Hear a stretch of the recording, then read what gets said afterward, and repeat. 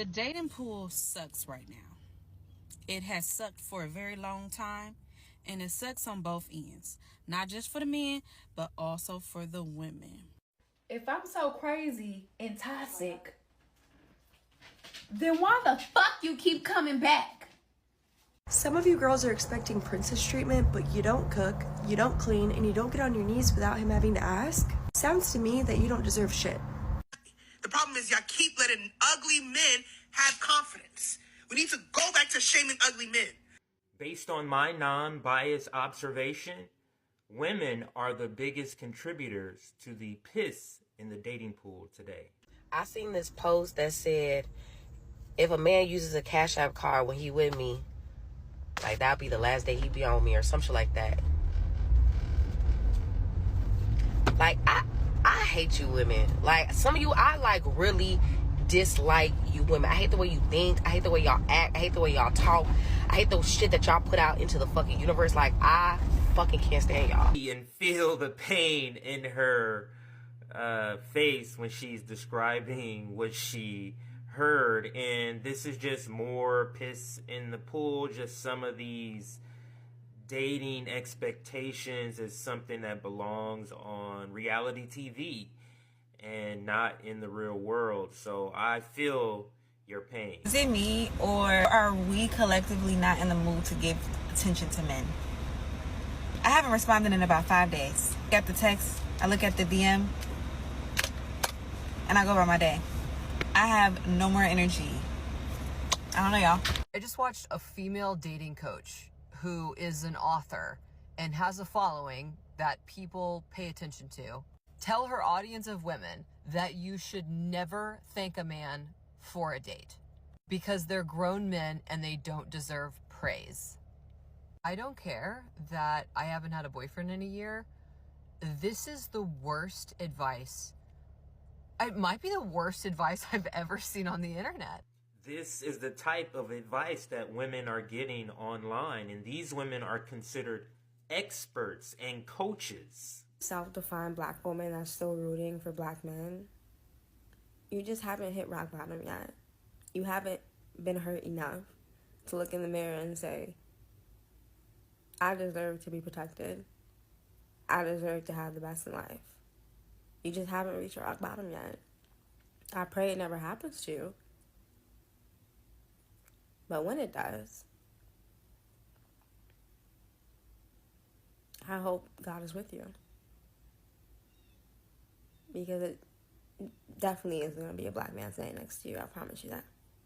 The sisterhood is so destructive to the black community. And if this is not the definition of misery loves company, I don't know what is. She wants to bring and invite other women who have not been traumatized into the land of trauma if they have experienced it, and projecting or prophesying that they will experience it at the hands of a black man. This is so destructive. But let me add this part. Imagine if she has children and those are male children. A real life question. Fellas, if y'all don't like women to wear makeup and weave, why do you keep approaching women who are wearing makeup and weave? I don't get that. I will clearly see a woman in person sometimes, and she'll have on makeup, lashes, lipstick, braids down to her back, or you can see the lace on her lace wig, and you still go and approach her because you like what you see, and then turn around and be like, I don't like women who wear makeup. Why do you keep approaching them then? Question, do these women who have these lashes, wigs, weaves, nails, do they also have a vajayjay? Do they have a box? Okay, then that answers your question. Men have a preference against these items. These aren't deal breakers. A preference and a deal breaker aren't the same thing. A deal breaker would be like, hey, I'm a practicing I'm a practicing Christian, and then the other person is a practicing Buddhist.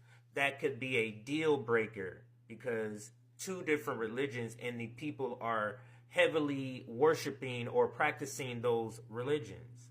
That would be a deal breaker.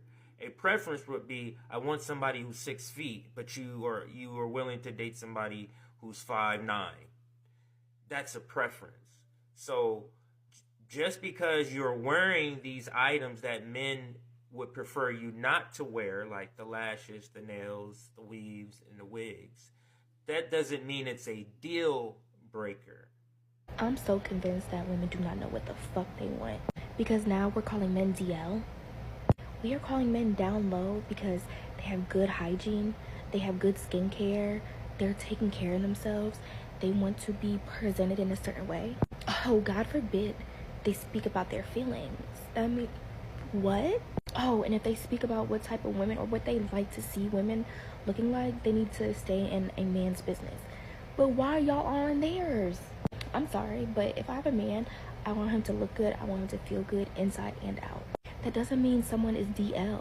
Stop putting that narrative on somebody because they're taking care of themselves. Because if you want your man to smell like fucking Black and Miles, looks like he hasn't bathed in fucking 10 days, and he smells like it, hasn't been to the dentist in 20 plus years, and doesn't even have a primary care doctor, okay, go for it. If you want your man to just not care and not be able to express his feelings and be this nonchalant man, go for it. I recently was asked by someone I was dating to go to a sports bar. I have absolutely no interest in sports. And he says, well, there's women there. I'm like, fine, let them go. I'm not going to go. There's no reason for me to be there. Are you still dating him? No. Did he ever go anywhere you wanted to go? Yeah, he did. But I did not want to go. So you weren't willing to go just for him? Not because it's not something that interests you, but you were not willing to make that? There's nothing about the vibe that I like. Sports bar, not for me. Did you like him? Yes, I did, to a certain point. Did I try to change that part of him? No. Did I accept that part of him? Yes. Was I going to change myself to be with him, to do that? No.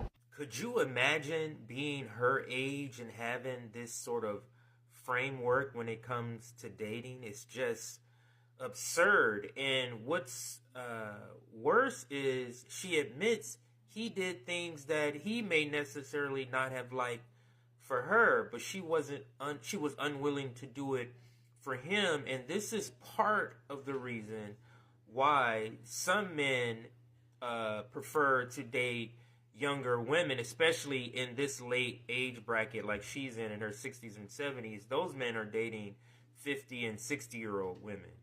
Most of the time when I hear a female call a dude controlling or insecure, it's likely because he trying to establish rules that won't allow her to do actions that'll be detrimental to the relationship.